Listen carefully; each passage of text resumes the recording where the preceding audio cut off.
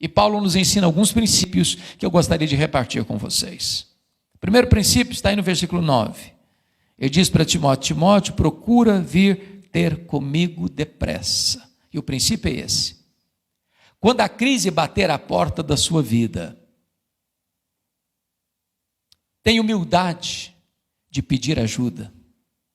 Não fique sozinho. A crise chega, irmãos, e chega para todos, para ricos, para pobres, para governantes, para governados, para doutores, para analfabetos, para crentes e para descrentes. E eu preciso lhe dizer que quando a crise chega, a solidão é uma péssima companhia. Se gente precisa de Deus, gente precisa de gente. Todos nós precisamos de um amigo do peito, com quem nós temos coragem de abrir o coração e pedir ajuda, repartindo as nossas dores, dividindo as nossas cargas.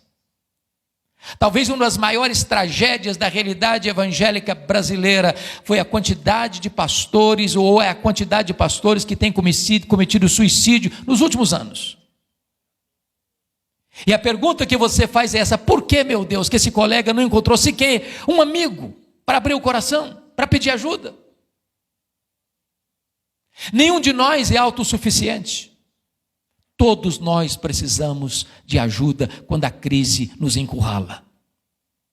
Para quem você tem coragem de ligar, escrever e dizer: corre para cá, venha ter comigo depressa, eu preciso de um ombro amigo, eu preciso de alguém do meu lado, eu preciso de alguém para quem eu possa abrir o meu coração. Mas há um segundo princípio. Confira comigo, por favor, versículo 10. Porque Demas, tendo amado o presente século, me abandonou. O princípio é esse: quando as pessoas decepcionarem você, não faça registros de mágoas.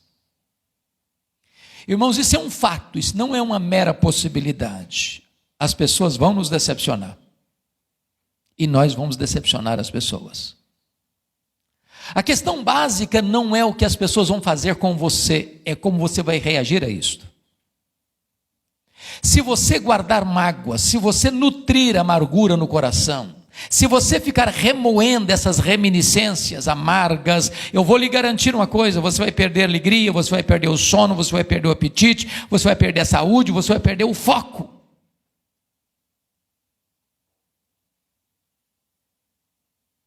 Se as pessoas estão decepcionando você ou machucando você, bote o pé na estrada e continue caminhando.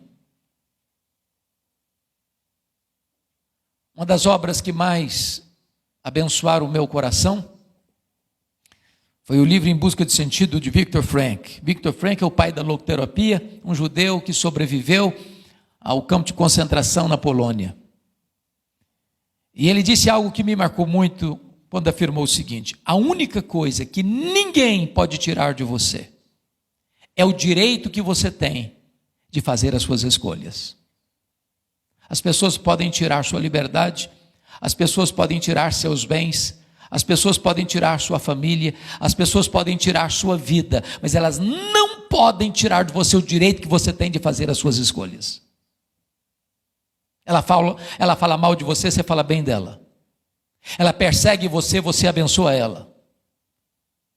Ela puxa o seu tapete e você ajuda a continuar caminhando para frente. Paulo não parou o seu ministério e nem ficou num poço de amargura pelo fato de ter sido decepcionado por Demas. Terceiro princípio. Confira comigo o versículo 11. Ele diz assim, no versículo 11: toma contigo Marcos e traze-o, pois me é útil para o ministério. O princípio aqui é este: se você se lembrar que algum dia na sua vida você foi duro com alguém, ou machucou alguém, tenha a humildade de reconhecer o erro e de pedir perdão. Para eu entender o versículo 11, eu preciso entender mais dois versículos. Eu preciso entender Atos 13:13. Esse Marcos aqui é o João Marcos, primo de Barnabé, auxiliar dos dois missionários Barnabé e Saulo quando saíram de Antioquia. Está escrito em Atos 13:13 que esse Marcos, em Antioquia, perto da Panfilha, abandona os dois missionários e volta para a casa da mãe em Jerusalém. Não está claro por que razão ele deixou os dois missionários. Talvez porque ele era jovem demais e pensou que missões fosse turismo. Talvez porque quando saíram de Antioquia da Síria, o líder da caravana era o seu primo Barnabé, e em Pafos a liderança passa para o comando de Paulo. Mas muito provavelmente porque Gálatas 4 retrata-nos que Paulo prega o evangelho pela primeira vez na Galácia por causa de uma enfermidade física. Talvez a enfermidade física que ele descreve em 2 Coríntios 12:7, o espinho na carne, mensageiro de Satanás, para lhes bofetear, a fim de que ele não se ensoberbecesse. A pergunta é: que enfermidade física era essa?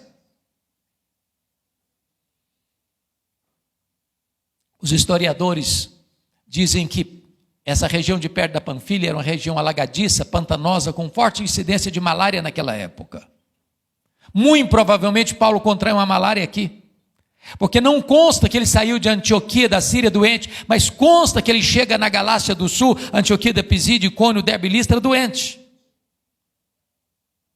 E muito provavelmente esse jovem João Marcos deve ter pensado assim: eu estou muito moço para ficar doente, eu vou voltar para a casa da minha mãe. Mas o segundo texto que você tem que entender para compreender esse versículo 11 é Atos 15:36-41.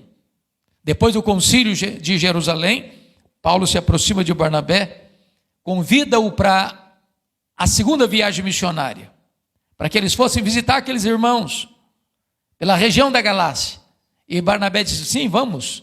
Só um detalhe: eu quero levar meu primo João Marcos. E Paulo respondeu: eu não acho justo levarmos aquele que nos abandonou desde perto da Panfilha. E diz a Bíblia que houve tal desavença entre Paulo e Barnabé por causa desse João Marcos, que os dois não caminharam juntos mais. É claro que o texto está construído em palavras breves e em tom polido, mas obviamente não foi isso que aconteceu. Eu vou tentar parafrasear então o que houve. Acho que foi mais ou menos assim. O Barnabé: eu estou muito feliz com o resultado do Concílio de Jerusalém, agora a linha doutrinária da igreja está corrigida e nós agora temos campo aberto para voltar para fazer obra missionária. Vamos embora, Barnabé. Vamos, Paulo. Só um detalhe: você está lembrado do meu primo? É claro que estou, né, Barnabé? Sabia que ele está querendo ir com a gente? Aliás, eu estou com vontade de levá-lo mesmo. O Paulo fechou a cara e disse: ô Barnabé, comigo esse rapaz não vai não. Não, Paulo, mas ele amadureceu. Comigo ele não vai, Barnabé. Mas Paulo, você está sendo radical. Comigo ele não vai, Barnabé. Mas Paulo, vão dar uma chance para ele. Comigo ele não vai, Barnabé. Agora pense comigo se não tivesse um Barnabé na vida de um Marcos. Você já se sentiu descartado alguma vez? Persona não grata alguma vez? Você já se sentiu desprezado e rejeitado alguma vez? As pessoas não acreditarem em você, no seu potencial, nos seus dons, no seu chamado, na sua vocação? Louvado seja Deus, o Barnabé pegou esse Marcos, levou para Chipre, investiu nele. Mais tarde Pedro discipulou esse Marcos e ele foi o primeiro escritor evangelista da Bíblia. Ele que escreveu o primeiro evangelho, o evangelho de Marcos. Agora Paulo está na masmorra mamertina, quem sabe fazendo uma análise do seu passado, rebuscando a sua memória, lembrou-se do Marcos e escreveu para Timóteo: ô Timóteo, quando você vier, filho, traz o Marcos aí com você, ele me é útil para o ministério. Sabe o que Paulo está nos ensinando aqui? Você nunca é tão grande como quando você é humilde.